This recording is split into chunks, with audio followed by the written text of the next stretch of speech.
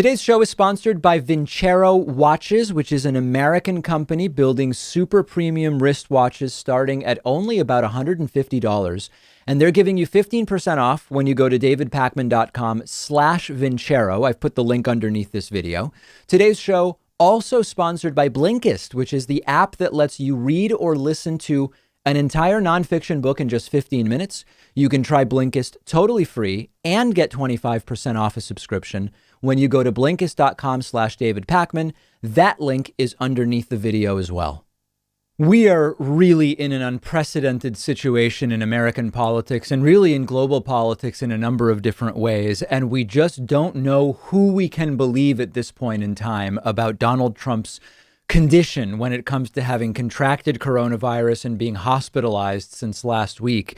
The president of the United States, just 4 weeks plus 1 day, that's where we are today, 4 weeks plus 1 day from a presidential election, is in the hospital with a case of coronavirus, the same coronavirus that he and his administration have downplayed for months and even ridiculed Joe Biden for taking seriously and wearing a mask and distancing and having small crowds at his events. And in addition to this, the Trump administration is not coming clean with the seriousness of Donald Trump's condition. Now, I am not alleging that Donald Trump is deathly ill, but what is abundantly clear from the clips I'm going to play for you later today is that Donald Trump's doctors are not and have not been telling the truth about Donald Trump's health situation from the start.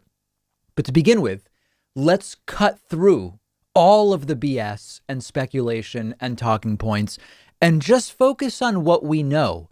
There are two possibilities here. Either Donald Trump is being given tons of treatment despite having almost no symptoms merely as a precaution because he's the president, which puts him at significant risk of side effects, and you'll hear why in a moment, or his coronavirus is much more serious than is being admitted, or as a third possibility, which I raise not because I believe it, but because I know there will be people who will write to me and say, you know, David, the third possibility is he doesn't really have coronavirus and it's all a sham. I don't believe that that is the case. I believe the political, it's not that he wouldn't lie about it. Trump would lie about anything.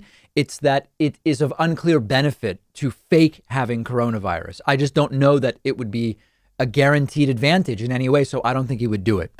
What we know is that Donald Trump has been in the hospital since Friday, is overweight, eats a terrible diet, is in his mid-70s, has needed supplemental oxygen.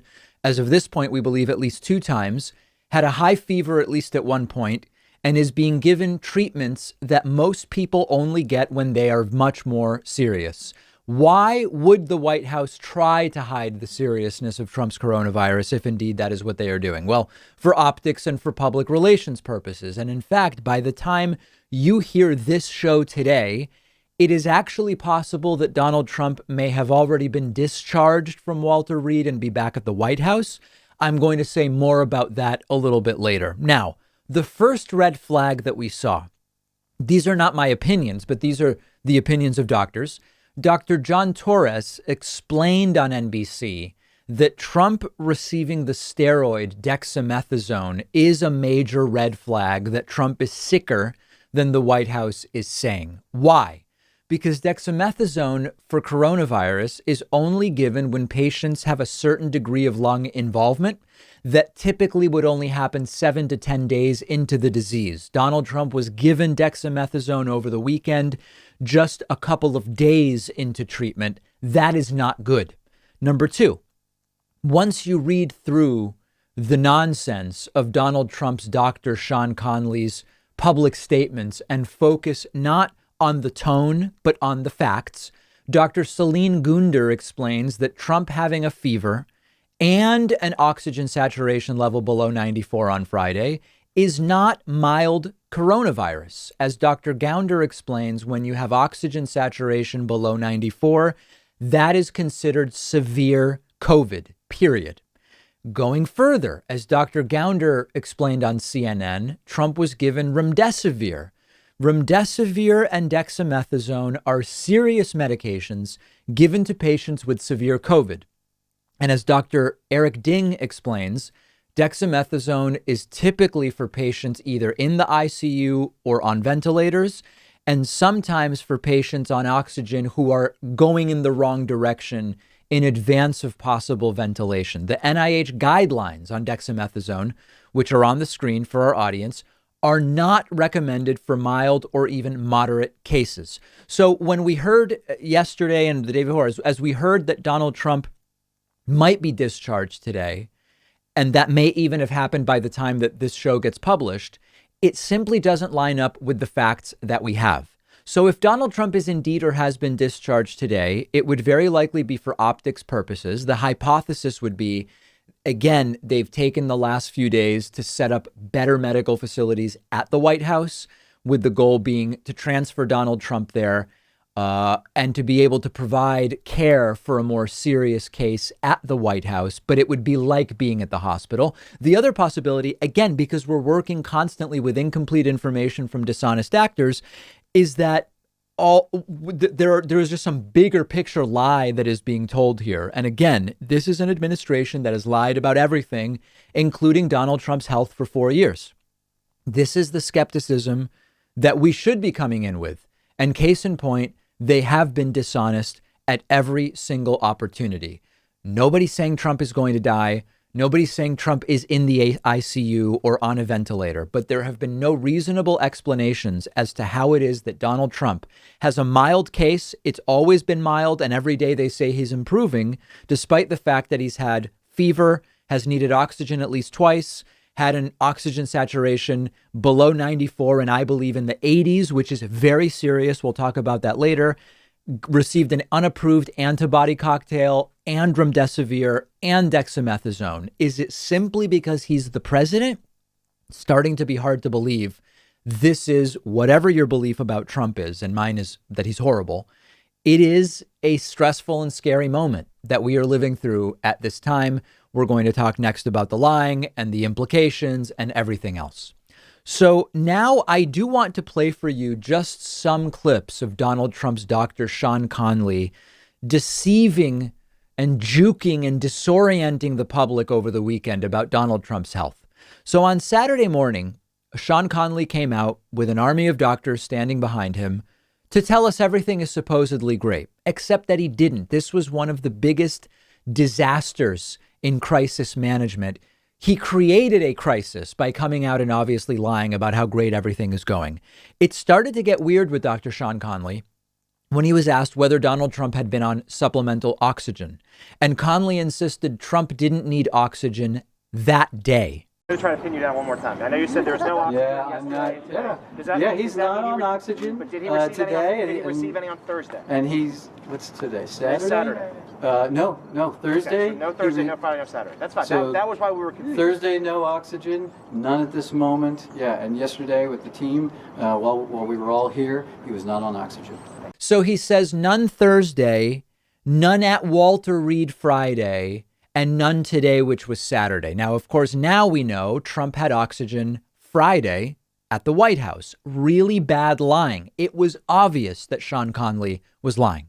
Sean Conley also mentioned, and this might be a case of accidentally telling the truth, Sean Conley mentioned Trump had now been, this was Saturday morning, Conley said Trump had been in treatment 72 hours. Wait a second. 72 hours from Saturday morning. That puts us Friday morning, Thursday morning, Wednesday morning. Publicly, Donald Trump supposedly didn't test positive till 1 a.m. Friday morning. He's been in treatment for 72 hours. That's weird. Take a listen.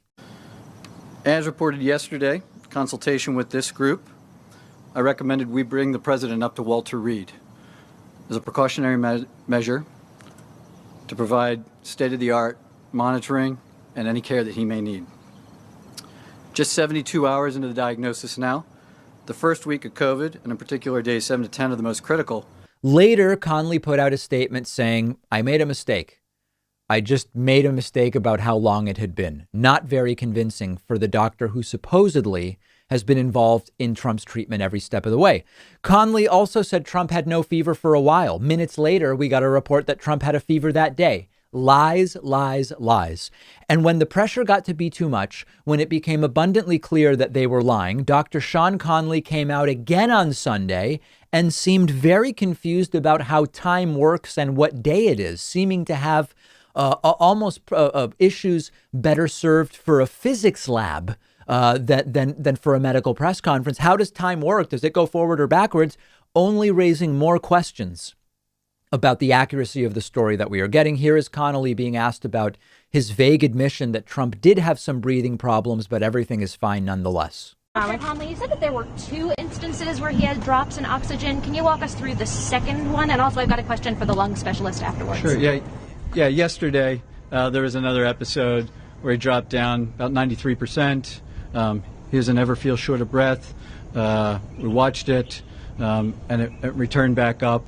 As I said, we evaluate all of these, and given the timeline where he is in the course of illness, we are trying to maximize everything that we could do for him, and we debated whether we'd even start it, the dexamethasone, and we decided that in this case, the potential benefits early on the course probably outweighed any risks at this time. Did you give him a second round of supplemental oxygen yesterday? I'd have to check with the nursing staff. I don't think that if he did, it was very, very limited. But he's not on oxygen, and the only oxygen that I ordered or that we provided was that Friday morning initially. And about what time was that yesterday? Yesterday. What was yesterday? You said the second instance. Second incidence? Oh, it was over the course of the day. Yeah, yesterday morning. Yesterday? What? Oh, yeah, yesterday. It was during the course of the day. Yesterday morning. Well, hold on.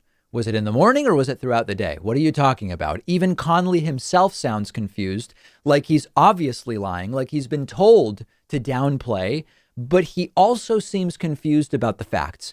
In the next moment I'm going to play for you, Connolly is called out for saying Trump's doing great.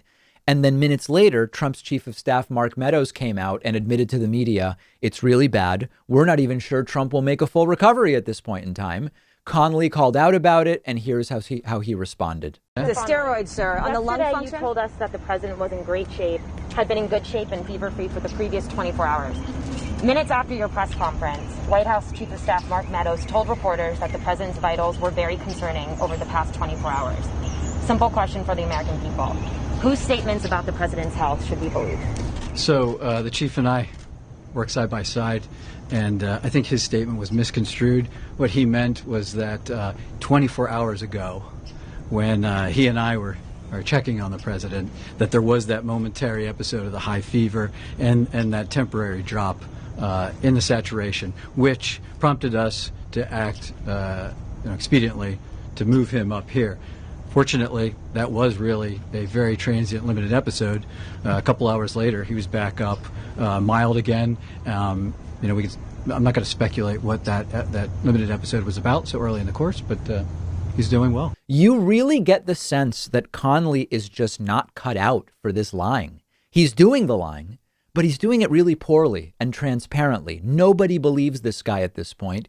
Check this one out. Remember from our last segment that oxygen saturation below 94 is serious COVID. That's the baseline. Connolly is asked, was Trump ever saturating oxygen below 90? And Connolly says, we don't have recordings of that here at the hospital. Kind of a weird response. So then he's asked, was oxygen saturation ever below 90? And Connolly says it was never in the low 80s.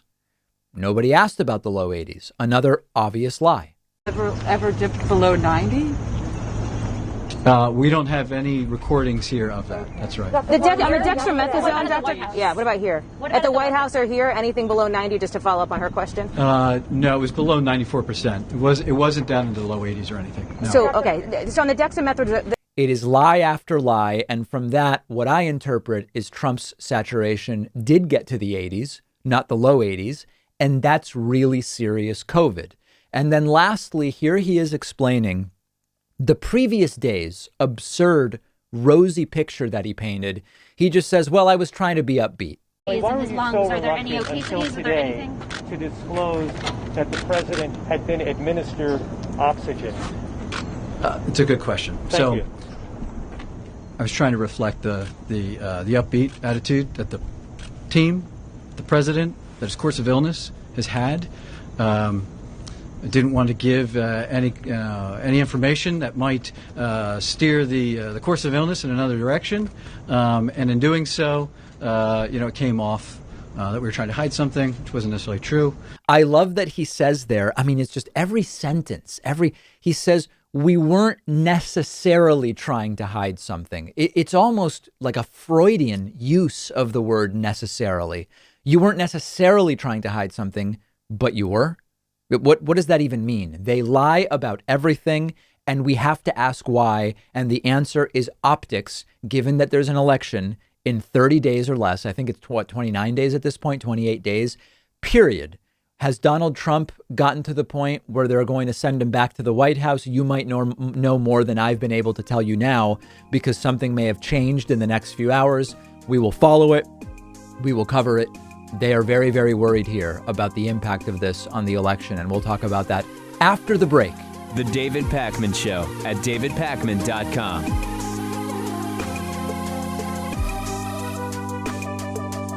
One of our sponsors today is Vincero Watches, and they're giving you 15% off everything in the store. If you're a guy looking for the perfect way to refresh your style, one of the best investments you can make is in a high-quality wristwatch. Vincero is an American company that has made it possible for everyday people to afford a premium watch. Almost everything they sell is within the range of about $200, but it'll look like you spent a lot more. All of their watches are made in small batches from top quality materials, and they just look great.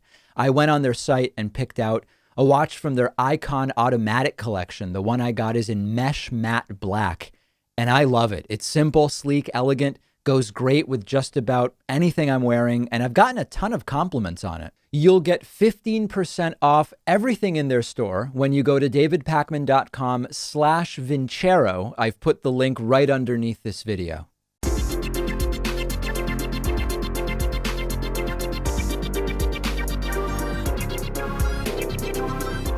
The David Pakman Show at davidpakman.com. All right, let's continue with our tour of what was just an incredible, incredible weekend. And I have something for you that is not just amazing, it's also really smart. South Carolina Republican Senator Lindsey Graham. We don't like Lindsey. He has a serious challenger this year. It's Democrat Jamie Harrison. And the polling looks like this really could be a fight. I'll tell you that in a moment. Lindsey Graham also, aside from being a horrible senator, has all sorts of possible coronavirus exposure, especially now that tons of people at the White House and around Trump have the virus. So there was a debate over the weekend, Lindsey Graham versus Jamie Harrison, and Jamie Harrison brought his own plexiglass barrier to put around himself to protect him from Lindsey Graham's germs. This is the perfect combination of being hilarious from like a visual optics perspective, but also completely reasonable given the irresponsibility of the Republican Party and the fact that the virus is spreading like wildfire among Republicans who are close to Donald Trump. Chris Christie has tested positive. Kellyanne Conway has tested positive, and on and on. Lindsey Graham recently had contact with Republican Senator Mike Lee. Mike Lee has tested positive and was at that Amy Coney Barrett super spreader event in the White House last Saturday. And so Jamie Harrison bringing his own plexiglass, and that actually came up during the debate. Check this out. Here is Jamie Harrison. Not Judge Barrett, not the Supreme Court. You know, this has impacted me personally, Judy. My grandaunt Gladys passed away this July in a nursing home by herself. That is the story that so many Americans are experiencing right now. And part of why we're experiencing, no, we're not going to blame the president. We shouldn't blame the president. We shouldn't blame anybody for the inception of this disease. But where blame should come is how we handle this disease, whether or not we take it seriously. You know, tonight I am taking it seriously. That's why I put this plexiglass up, because, you know, it's not just about me. It's about the people in my life that I have to take care of as well. My two boys, my wife, my grandmother. This debate was truly a brutal drubbing by Jamie Harrison of Lindsey Graham. And it's South Carolina. Lindsey Graham may well get reelected, but one of the best moments for Jamie Harrison and the worst for Lindsey Graham was when Jamie Harrison went after Lindsey aggressively for being a complete and total hypocrite on the Supreme Court nomination of Amy Coney Barrett. Remember that Lindsey Graham back in 2016, when they held off and suppressed and obstructed the nomination of Merrick Garland, Lindsey Graham said, hold me to it. Even if this happens with Trump, we're not doing it in the last year, blah, blah, blah, blah. And then now Lindsey Graham says, Amy Coney Barrett, yeah, let's do it. Jamie Harrison calls him out, and it's great. It reminds me of playing Monopoly with my son. You change the rules. He changes the rules every time he gets. You know, Senator, you said, use my words against me. And you said it after the Kavanaugh meetings, not before the Kavanaugh hearings, after the Kavanaugh hearings. And your words, your promise was that no judicial nominee should be considered or approved or what have you in the last year of an election. And you even named President Trump when you said it. And so this is my thing. You know, my grandfather always taught me, he said, Jamie, a man is only as good as his word. Well, Senator, how good is your word when you made a promise to the American people? And even more, you made a promise to the folks in South Carolina that you wouldn't be doing what you're doing right now. And of course, Jamie Harrison is 100% correct. Lindsey Graham is a huge hypocrite on this. The Republicans haven't shown that they care about hypocrisy, but Lindsey is a massive hypocrite, and it's just a really bad performance by Lindsey Graham. He seemed rattled throughout. A really funny moment. Lindsey Graham seems perplexed here. He seems visibly perplexed about where is the money coming from? Who are these people donating money to Jamie Harrison? He simply can't conceive of the idea that a lot of people, even in South Carolina, just don't like him. He thinks it's some kind of Democratic conspiracy. It's like, no, when people don't like you and they know you, they often donate to your opponent. That's it. It was about ads and money. Let's talk about money in politics. Where the hell is all this money coming from? What is it about South Carolina that's attracted almost $100 million into Jamie Harrison, Mr. Harrison's coffers? They hate me. This is not about Mr. Harrison. This is about liberals hating my guts because I stood up for Kavanaugh when they tried to destroy his life. This is about me helping Donald Trump. The only good Republican is one that tries to undercut Trump. I lost to President Trump when I ran for president. If you don't remember me running for president, it's not your fault. Didn't last that long. That is completely right. It was crazy when Lindsey Graham went on that lunatic rant defending Brett Kavanaugh. People don't like him because of it. Many people. It has been ridiculous to watch Lindsey Graham defend anything that Donald Trump does while always trying to pretend that he's one of the reasonable Republicans. Now, there is a real opportunity here for Lindsey Graham to be defeated. The entire point of this segment is to remind you there is an alternative to Lindsey Graham in South Carolina. Yes, Jamie Harrison is not the most progressive of progressive Democrats. Yes, he's been a South Carolina Democratic Party insider for a while. But we're talking about removing Lindsey Graham here and possibly taking the Senate, which would lead to actually getting things done if indeed Joe Biden is able to defeat Donald Trump. The latest polls out of South Carolina, you will notice we have polls from the last 6-7 months, even more up on the screen. You'll notice this was not a close race early in the year. Lindsey Graham was up 13 and 17 in February, but by July, Lindsey Graham was only up by 7. But the last 4 polls in this race from August and September are 3 ties and Lindsey Graham ahead by only 1. This is South Carolina, my friends, and a Democratic challenger could defeat a longtime incumbent Republican senator. If you're looking at a race to get involved in, phone banking or in other ways, this is a beautiful race. And when we talk about, you know, Trump's not looking great in Georgia, Trump's not looking great in Texas, but he'll still win, but he may have to fight for it. This is one where it really could just be a win for Democrats. It's not just the benefit of Lindsey will have to spend money defending his seat. That's great, but we could actually go for a win here. We should do it. It could be the seat. Any one of these close races could be the seat that flips the Senate to Democrats. And this is one I would recommend you get involved in.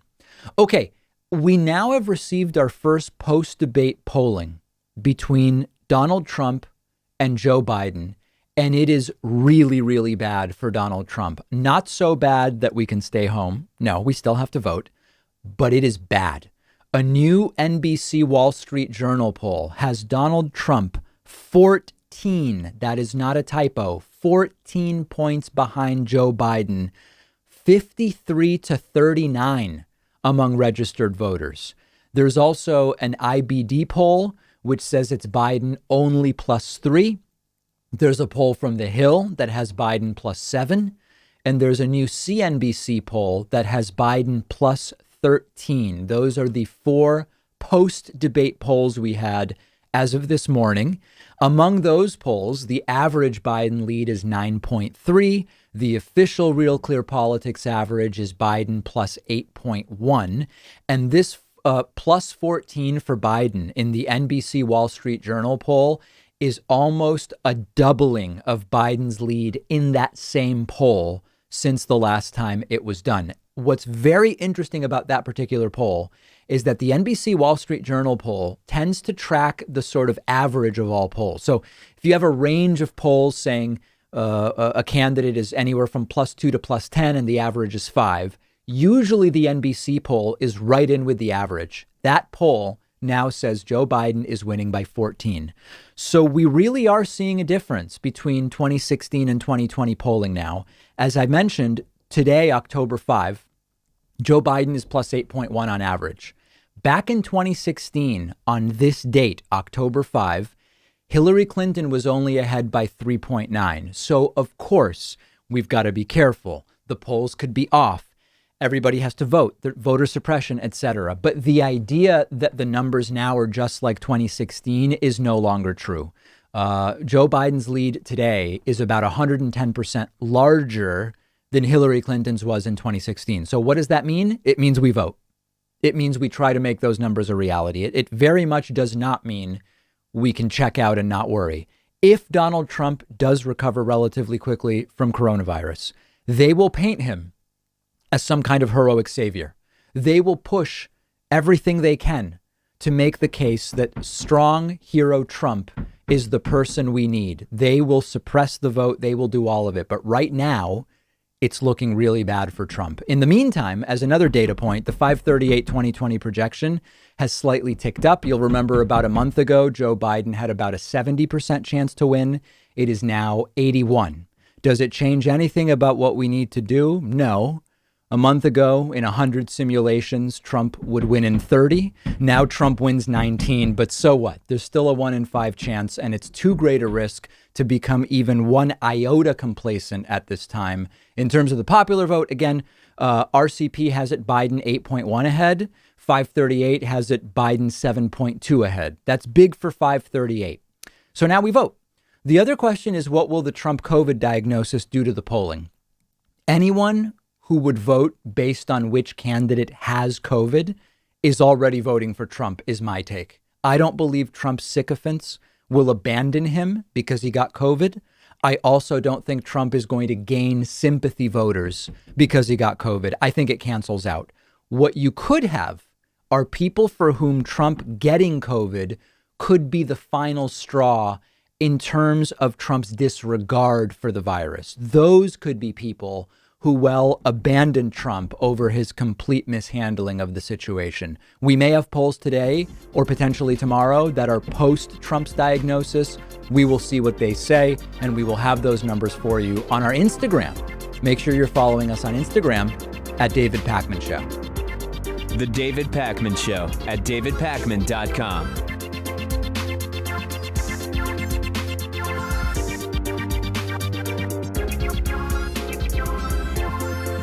What if you could read 10 books in just one sitting? That's exactly what one of my favorite apps lets you do. It's called Blinkist. And what they do is take thousands of popular nonfiction books. They condense them down into text or audio that you can consume in 15 minutes. Blinkist makes sure that you're getting all of the important core insights from each book. So it's perfect for exploring a book you otherwise wouldn't have time for. There's a full book you're thinking about buying, you can use Blinkist to get a sample first. Just think how much you can enrich yourself by being able to soak up an entire nonfiction book in just 15 minutes. I recently read A Brief History of Time, of course, by the great Stephen Hawking. This is a book that I have been aware of for so long, and other things got in the way, and it was fantastic to check it out on Blinkist. Blinkist has books on politics, philosophy, science. They have 27 different nonfiction categories, and a subscription is only about $8 a month, and you get the entire library. But you can try it totally free and get 25% off a subscription when you go to Blinkist.com/David Pakman. I've put the link right underneath this video.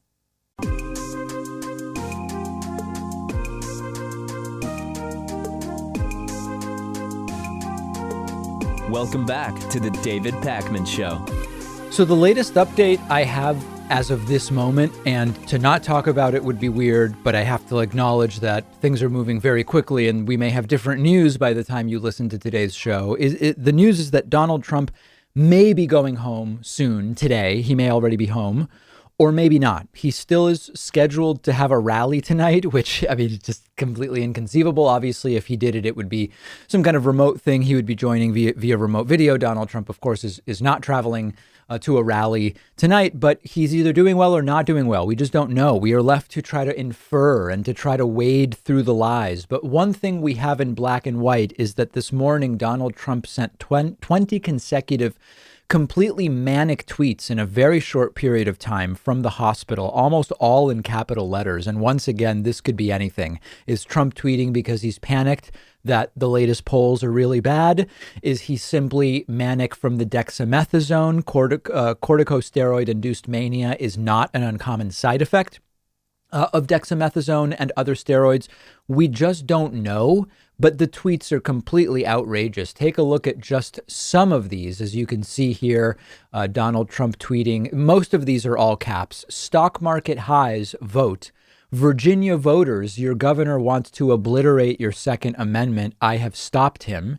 If you want a massive tax increase, the biggest in the history of our country and one that will shut our economy and jobs down, vote Democrat. I'm voting for Donald Trump. My father is a union worker and his 401k has tripled under President Trump. Obviously, the stock market hasn't tripled. So if the 401k has tripled, maybe the person started contributing 3 times as much, sort of a non sequitur. Then just another string of all caps tweets. Pro-life, vote. Massive regulation cuts, vote. Space Force, vote. Best VA ever, 91% approval rating, vote. 401k, vote. Biggest tax cut ever and another one coming, vote. Religious liberty, vote. Law and order, vote. Peace through strength, vote. Save our Second Amendment, vote. Fight the corrupt fake news media, vote. Protect pre-existing conditions, vote. Better and cheaper healthcare, vote. So completely out of control. Could this be a combination of a steroided up Trump seeing the latest NBC poll, which has him down by 14 points to Joe Biden, and simply doing what he feels he can do from a hospital? Our friend Farron Cousins from Ring of Fire wrote to me on Twitter, most likely it's the steroids. I've been on them before for severe asthma, and they can make you very angry and aggressive. Has someone again lost control of Trump? It is all speculation brought on by the reality that Trump's behavior doesn't make any sense, and his doctors aren't being honest, and this administration hasn't been honest about Trump's health since day one, and Trump lies about everything. Dexamethasone, rare side effect of the drug, includes grandiose delusions. How would you be able to tell the difference with this guy? And some experts have expressed concern about the combinations of things Trump has gotten. As you now know, Trump received an unapproved antibody cocktail, remdesivir and dexamethasone at minimum that we know of. Dr. Thomas McGinn from the New York State health provider Northwell Health said to the New York Times that the kitchen sink is being thrown at Donald Trump. And Dr. Vin Gupta said you don't start dexamethasone, remdesivir, and an antibody treatment that is yet unapproved if the president just slightly has a lower oxygen level. You do it when there's COVID pneumonia or something more serious. Will we ever know the truth? I really don't know. We certainly don't know it right now. And we've certainly never gotten the truth on a whole bunch of other things that have happened during the last 4 years. So we may never know. Next, we are going to talk about more overt doctoring of the tapes, as the case may be. So the propaganda games continue from the White House. They've now released a video where it is all but completely obvious that a violent cough by Donald Trump has been edited out of the video and done really poorly. This is part of the propaganda campaign that they've been waging since Donald Trump went to Walter Reed Hospital. Very quickly, they sat Trump in front of a camera. They had him deliver what they claimed was a one-take, very powerful 4-minute video proving how well he's doing and how strong he is. But it became immediately obvious that at least at one point in this video, there is what appears to be a jump cut. Something appears to be just cut out. And Donald Trump looks to be gagging when it is done. And the only logical conclusion we can reach is that Trump coughing was removed from the video. So this is, I acknowledge this is tough for our audio audience. You can find the video on my Twitter. I'm going to first play the whole thing for you, and you'll notice that at the word therapeutics, you hear something weird and you see Donald Trump look almost like he's gagging or dry heaving, but it's very, very quick, and it appears to be a cough that was removed. If you look closely, you'll also see Trump's fingers jump because they did a poor job of editing out the cough. Take a look. If you look at the therapeutics, which I'm taking right now, some of them. So now let's actually isolate the moment we're talking about and play it without audio. And again, I understand this is very visual and that if you're only listening, it's hard to understand what we're seeing here. But I did tweet this. You can find it on my Twitter at @Pakman. And as you can see, Trump seems to start to gag or dry heave, but then it skips and Trump's finger twitches. And so as usual, the question is less about the importance of this particular edit and more about the constant gaslighting of the American people to submit, to force them to submit to a completely fabricated and concocted narrative. Trump's case of coronavirus has been stage managed in a completely dishonest way for optics and public relations appearances. Christopher Orr is a contributing writer for The Atlantic and Forbes, tweeted that there is clearly an edit on this video. Experienced editors are saying that what is in Adobe's suite called a morph cut tool was used to remove Trump's violent cough from the video. So we need to be making sure that we're asking the right questions when we talk about something like this. Why would the White House think they have to do this? Because of who Trump's supporters are. Trump can't just be sick from a serious virus. That's not the right story. Trump must be able to deliver 4 minutes of uncut narrative to the audience about how he's doing great. Trump must not cough because for 7 months, more than that now, 8 months, he's been downplaying this as if it's no big deal. Because if Trump was seriously ill, it probably is the nail in the coffin of the approval of Trump on coronavirus handling, which is already very, very low. If even Trump gets seriously ill, who could be the most protected person in the world, it also goes to the laziness of this administration and of Donald Trump. You could easily cover this by having Trump stop, go back one line, film it from a different angle, like from the side, for example. It would look like a dramatic filmmaking decision and no one would be the wiser. But they insist, or Trump insists, or Trump is refusing to redo it. They insist on doing the one take and then cutting it out, cutting the cough out. It is the most childish stage managing that we've seen. Not only immoral to keep gaslighting the American people about his condition, but also done in a very unprofessional way. It's a very childish, obvious, detectable manner. This is what we've gotten handed to us. And this administration, I guess, thought they could get away with it. They didn't. And they still think that they're going to get away with getting this man reelected. They may be right. They may be wrong. They may be right. It is ultimately up to us to make sure that it doesn't happen. And that is why none of this means anything other than go and vote. There is no every news story. Oh, there's a conflict in Armenia. Oh, Trump's cutting out a cough from his video. Oh, Joe Biden tested negative for coronavirus a third time. Fortunately, he did as of today. it all means you go and you vote. It all means you go to vote.org and you figure out, am I voting early, in person? Am I voting by mail? Am I voting on November 3rd? If so, where? What are the rules? Can somebody tell me that I need to get out of line? What exactly is the plan? That's all that we have to do. We hear, oh, Trump's attacking China again. We got to vote. That is the one answer here. The David Pakman Show at davidpakman.com.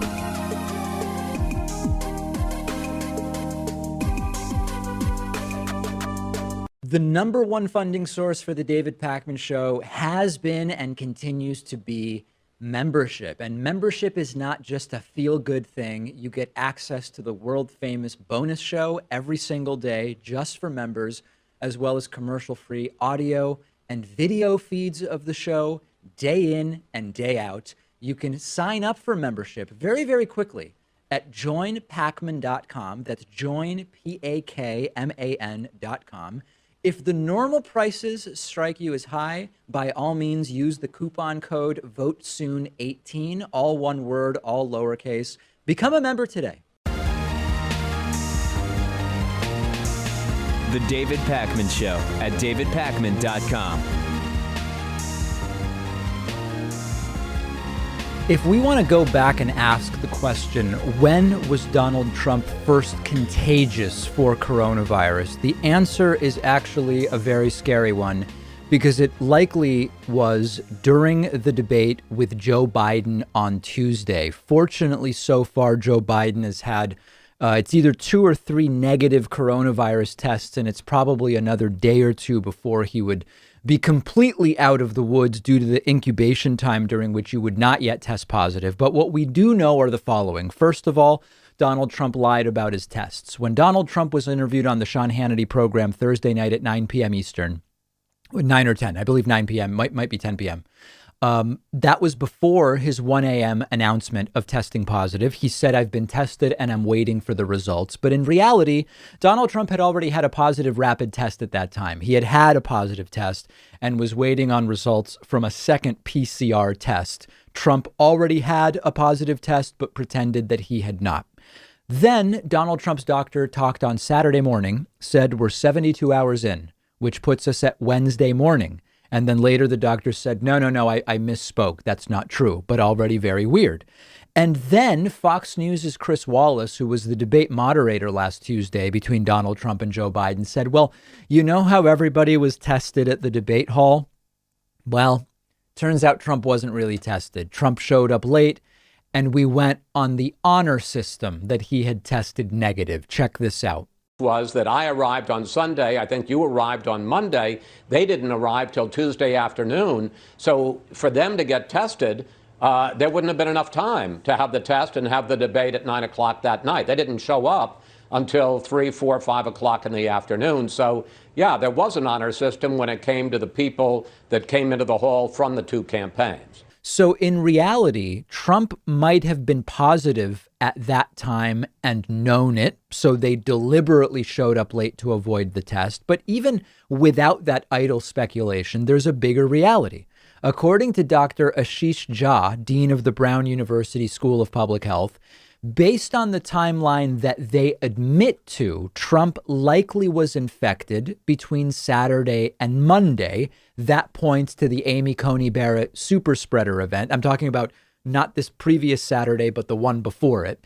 Takes 5 days on average for the virus to be detected from the point of view of an infection, and then it can remain detectable for up to 14 days with some exceptions. On average, coronavirus remains undetected for around 5 days after the point of infection, which means that Trump likely was infected and likely contagious on Tuesday. Although fortunately, as far as at least on stage, he didn't go near Joe Biden. And indeed, so far, Joe Biden has tested negative multiple times after the debate. Chris Wallace was also on stage with them, and he says he will get tested, but is waiting because his doctor told him early on you could get a false negative. Take a look at what Chris Wallace had to say. Minutes. You've got some people testing positive. Senator Mike Lee, who we've learned was at the White House earlier this week. Can you maybe umbrella all of this for us with what we should be watching for?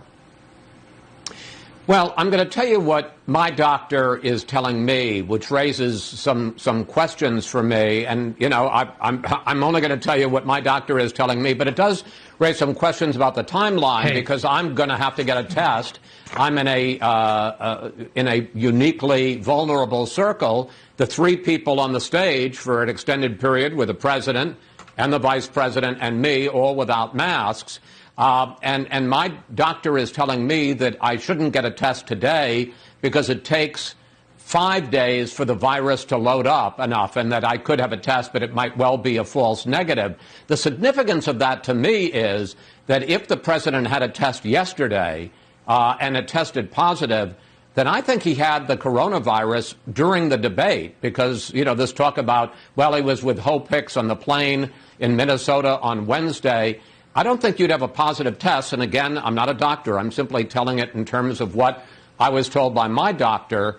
It wouldn't load up enough to have a definitive positive test for about 4 or 5 days, which is why I'm not getting tested until next Monday. So Chris Wallace actually making absolute and total sense here. Now, why is Chris Wallace in a studio saying this? Shouldn't Wallace also be quarantining if he may have been exposed and has not yet had a negative test? Just asking. But overall, it is a trail of incompetence and chaos that follows Donald Trump.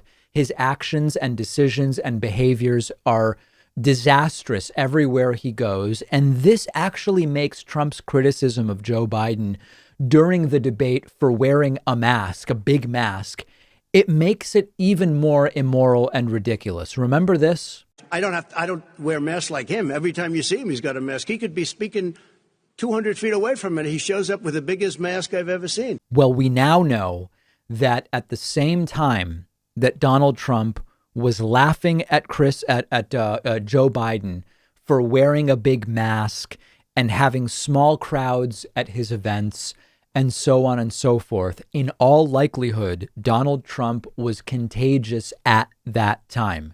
How insane is this situation? And we better hope that Joe Biden does not end up testing positive. It doesn't. Chris Wallace announced at the start of the debate, the candidates have agreed not to shake hands. At the end of the debate, they did not approach each other. At one point, it sort of seemed like Donald Trump was going to approach Joe Biden. And if you watch that moment again, you can't really tell, but it's possible that Melania Trump held him back. Who knows what Melania Trump knew at the time about Trump's coronavirus status, because they won't answer questions such as, when was Trump's latest negative test? They won't tell us. Kayleigh McEnany has said she's not going to tell us because of privacy reasons, if you can imagine. We simply do not know and are left to speculate. How insane is this situation? Let's talk a little bit more about Chris Wallace now. So let me set up this next segment for you. I already told you Chris Wallace was likely on stage with a contagious Trump during Tuesday's debate.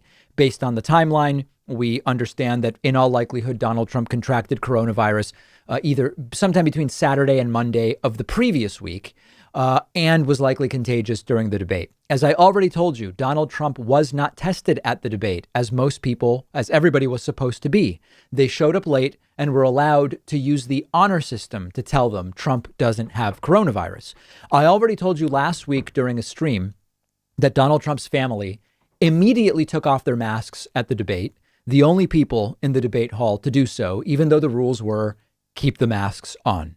So this weekend, CNN, Fox News, Sunday, all of these different Sunday shows, they tried to get Trump administration people on to talk about what's going on. No one agreed to do it, except one senior advisor to Trump named Steve Cortez, who went on Fox News Sunday with Chris Wallace. And it devolved into base, utter lunacy that we really should be studying and teaching our children so they don't grow up to be like Steve Cortez.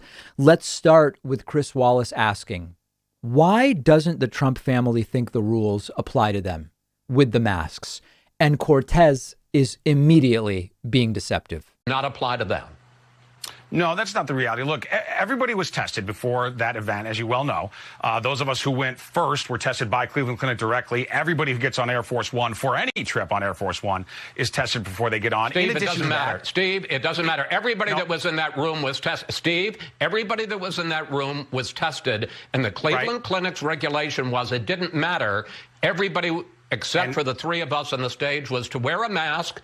And people from the Cleveland Clinic came over and offered the first family masks, thinking maybe they didn't have them. They were waved away. And the Commission on Presidential Debates has issued a statement saying, from now on, if you don't wear a mask, you're going to be escorted from the hall. So Chris Wallace is rightly upset there because he and Biden may have been exposed at the debate. But when Cortez says, listen, everybody on Air Force One is tested. Remember, Trump showed up too late to be tested, and they took Trump's word that he was negative. And now we know Trump may well have been positive at the time and was almost certainly contagious, according to multiple doctors. Even on the basic facts, this Trump advisor, I don't know about can't, but won't be honest. Let's continue. So forget this question of being tested beforehand. Everybody was tested beforehand. No, I'm going to finish my question. Everybody was told to wear a mask. Why did the first family and the chief of staff feel that the rules for everybody else didn't apply to them? Chris, we believe that masks are very useful. The president has worn them on many occasions, including visiting the hospital where he's now a patient. When he was visiting as commander-in-chief as a guest to visit soldiers there, he wore a mask. So we believe in masks. We also believe in some element of individual choice. People were distanced and they had been tested. This is all, me. We believe in choice. We believe in masks. Those aren't the questions. The question is the debate hall had rules. Why did the Trump family just ignore them? Now, there is shared blame here. The first family should have been kicked out, and it was the debate organizers and the venue that didn't do it. And I understand that that's a difficult thing to do, would have had major PR repercussions despite being the right thing to do. Now, the debate commission has been forced to say, if there are future debates, at this point, we don't know, Trump has coronavirus, if you don't wear a mask, you are going to be kicked out. But the guy simply can't answer a simple question. Now, notice what happens next. When Steve Cortez can't get away from the question, why did they break the rules? He switches to attacking Chris Wallace. Both of those things were true in that convention hall. No, Steve, they weren't distanced, and there were rules, and there was no freedom of choice. They broke the Chris, rules. I was there like you were, and they were distanced. Why did those they chairs break were the not rules? Close together. Look, those chairs were not close together. And again, we also believe that people It doesn't matter, Steve. The rules from the Cleveland Clinic, they were close together, Steve. And the rules from the Cleveland Clinic were everybody wears a mask. Why didn't they? Chris, the way you're starting to harangue me now actually reminds me of what you did to the president during that debate on Tuesday night when he harangued him. No. Did you see what he did there? He goes after Chris Wallace. He says, listen, Chris, you're haranguing me just like you did to Trump, you unfair moderator. From Fox News, of course. When you lose on the facts, you go ad hominem. This is a very typical thing that happens in debates when people lose on the facts. And it continues. And Chris Wallace just starts reaming out Steve Cortez. And then he had to debate not just Joe Biden, but you as well. You were not a neutral moderator then. I don't mind tough questions. I welcome reasonably tough questions. But what I don't think is okay is for you to become the effective opposition to the president. OK, and everyone there was tested in the crowd. They were distanced from each other. People can make reasonable decisions for themselves. No, they can't. They're the rules, and they'll be kicked out next time. Steve, let me just simply say the president interrupted me and the vice president 145 times. So I object to saying I harangued the president. I know it's the talking point. So the problem is that while Wallace, what Wallace says is true, Trump did interrupt more than 100 times. This is actually about the rules of the debate hall. It's not what Don Jr.'s assessment of the distance between chairs is. That doesn't matter. And unfortunately, Trumpists will fall for this. When you ask Trumpists, I haven't seen it done yet, but based on the vigil they held with no masks outside Walter Reed over the weekend, if you went to Trumpists and you said, what about this? Why did the Trump family pull that's wrong. They took their masks off. They would say there was lots of space and we believe in masks when people are crowded together, but they weren't crowded together. The people who claim to be all about law and order are going to say, well, the rules, we decide if we want to follow the rules or if the rules make sense or whatever. Doesn't really sound like law and order to me. I assure you, they see this and they end up mad at Chris Wallace, not at dishonest Steve Cortez, the lying Trump advisor, not at the Trump family for not wearing masks, not at Trump for making fun of Joe Biden's mask while likely contagious with coronavirus himself while on the stage. Now, the practical question is whether there will be more debates. This week, Wednesday night, is the Kamala Harris versus Mike Pence VP debate.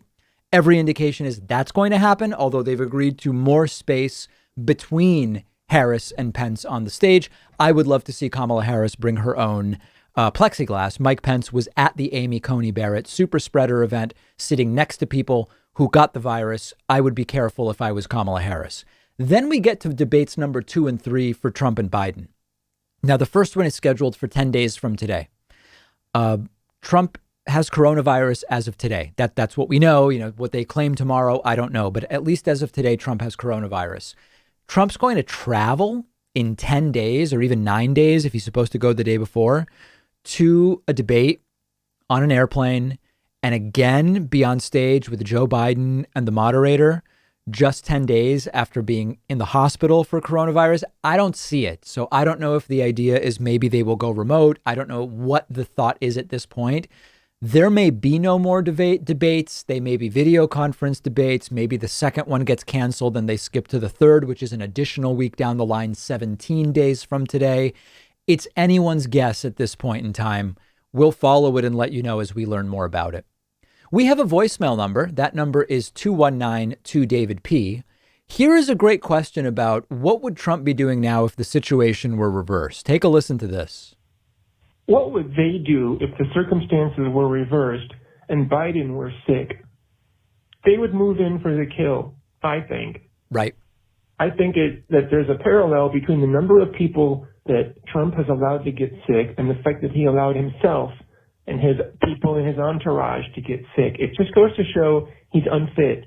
And they would show no mercy if the situation were reversed. So maybe you want to do a show about that. There is absolutely no question about it. You know, Joe Biden, when Donald Trump was positive for coronavirus, immediately announced he was pulling negative ads, that he was sending his best wishes. Barack Obama sent best wishes. You even had anchors like on MSNBC talking about Trump's new tone and all of this stuff.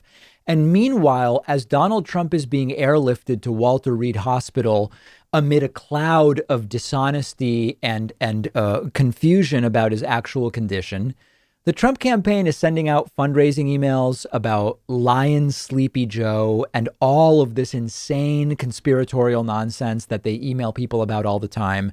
Trump is back on Twitter already. It is abundantly clear that Joe Biden has done everything right. Joe Biden's campaign events abide by the CDC guidelines. Joe Biden, despite having been on stage with what was likely a contagious Trump during that first debate, has fortunately, as of this moment of recording, tested negative for coronavirus 3 times. Joe Biden just needs to keep running a campaign, period. And, you know, negative ads, he's going to run positive ads, but not negative ads. Criticizing Trump on policy is fair game. We have an election. Someone is going to be president the next 4 years. And I think that it is, if it was reversed, just imagine they would be running ads saying weak Biden got the virus. Masks don't work because Biden wore a big mask and got the virus. Anyway, imagine if he got it from Trump while being on stage during a moment where supposedly everybody on stage had been tested and tested negative. They would be running negative ads. They wouldn't stop anything. There is no question about it. I don't think there is anything wrong with Joe Biden simply continuing to campaign. We have a great bonus show for you today. What's going to happen with the confirmation of Amy Coney Barrett as a result of Trump testing positive? Because it's not just Trump. Mike Lee and 2 other Republican senators, Ron Johnson and one more, I forget the name, have tested positive. If they can't be there, plus Murkowski and Collins won't vote before the election, they don't have the votes. So we are going to talk about that, and more things are pointing to the lame duck period. Regal Cinemas is closing all cinemas in the United States and the United Kingdom on Thursday. Are we seeing the beginning of the end of the movie theater industry? And lastly, 11 positive coronavirus tests have now been traced specifically to the presidential debate, according to Cleveland officials.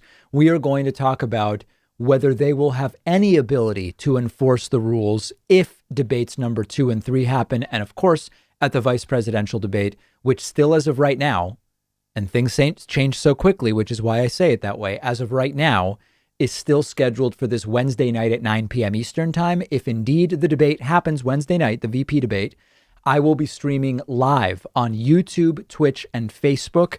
I hope you will join me for what I think will be an absolute brutalizing of Mike Pence by Kamala Harris.